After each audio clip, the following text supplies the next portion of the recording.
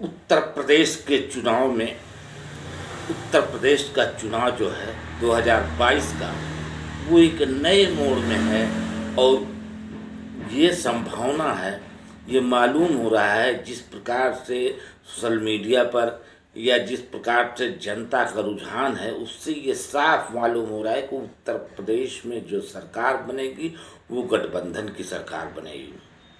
गठबंधन की सरकार बनेगी, किसी दल को पूर्ण रूप से बहुमत मिलने के आसार नहीं है। पहले स्थिति साफ मालूम हो रही थी कि समाजवादी पार्टी जो है बीजेपी के विरोध में ऐसी जीत हासिल करेगी कि वो अपने दम पर बहुमत बना लेगी। लेकिन समाजवादी पार्टी में भी टिकट के बंटवारे को लेकर काफ़ी विरोध है। कई जिलों में कई सीटों पर विरोध है, जिस कारण से समाजवादी को जो जीत मिलने वाली थी उसमें कमी आई है और समाजवादी भी बहुमत पार नहीं करेगी।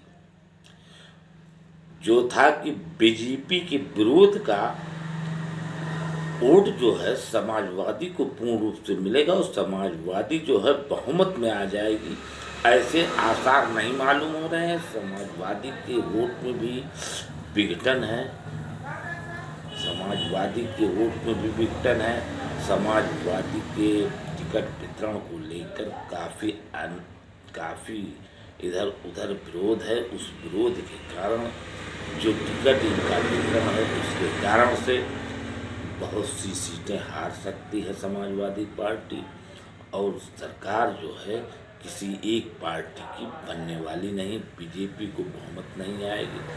बीजेपी के साथ जो है कांग्रेस हो या अन्य पार्टियां जुड़ नहीं सकती, इसलिए गठबंधन की सरकार बनेगी और समाजवादी की सरकार बन सकती, लेकिन गठबंधन की सरकार बनेगी।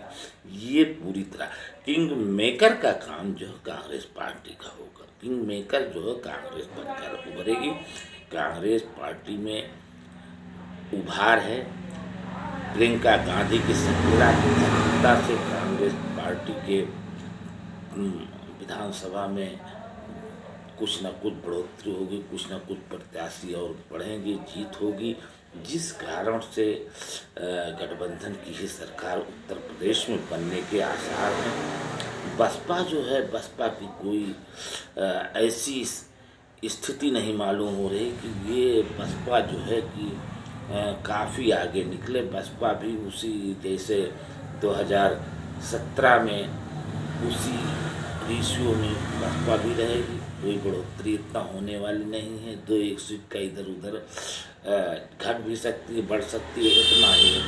कांग्रेस जो है बढ़ेगी, घटने का कोई प्रश्न नहीं है, बढ़ेगी, क्योंकि एक चमत्कार है प्रियंका गांधी का। भारतीय जनता पार्टी का विरोध है। भारतीय जनता पार्टी सत्ता का विरोध होता है, और कुछ महंगाई को लेकर और तमाम जो कारण है, जो भी सत्ता में होता है उसके विरोध में मतदाता मत डालते हैं। ऐसी स्थिति चाहे कोई भी चुनाव हो देख लीजिए, तो इसलिए बहुमत मिलने के आसार नहीं है भारतीय जनता पार्टी को। और समाजवादी पार्टी जो है विकल्प है भाजपा का, लेकिन वो विकल्प जो था, जो स्थिति थी, वो स्थिति इस वक्त चुनाव के समय में कायम नहीं रह गई, उसमें गिरावट आई है।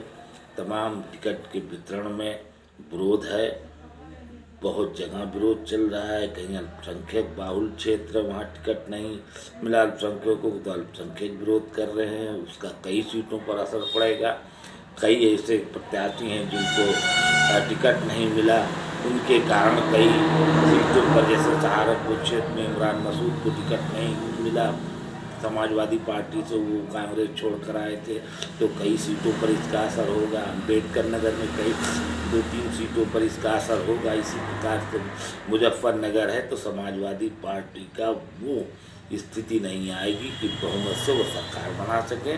गठबंधन की सरकार बनेगी, और किसी भी पार्टी की सरकार बनती तो गठबंधन से बनती है। अगर भारतीय जनता पार्टी बनाती है, लोगों को तोड़ लेती है, छोटी छोटी पार्टियों को मिला लेती है, तो उनकी गठबंधन की बन सकती है। और सपा अगर गठबंधन से बनाना चाहेगी तो सपा की बनेगी, इसलिए बहुमत किसी का आने वाला नहीं है। जनता के रुझान से देखने को मिलता है। ये सोशल मीडिया पर आप देख सकते हैं किस प्रकार से हंगामा है उत्तर प्रदेश के अंदर। तो स्थिति साफ है कि गठबंधन की सरकार बनेगी और किसी को पूर्ण रूप से बहुमत आने वाली नहीं है, जैसा कि मतदाताओं का रुझान है, मतदाताओं की प्रतिक्रिया मिल रही है। तो मतदाताओं की प्रतिक्रिया के आधार पर उत्तर प्रदेश में गठबंधन की सरकार बनेगी, ये आप 10 मार्च को देख सकते हैं।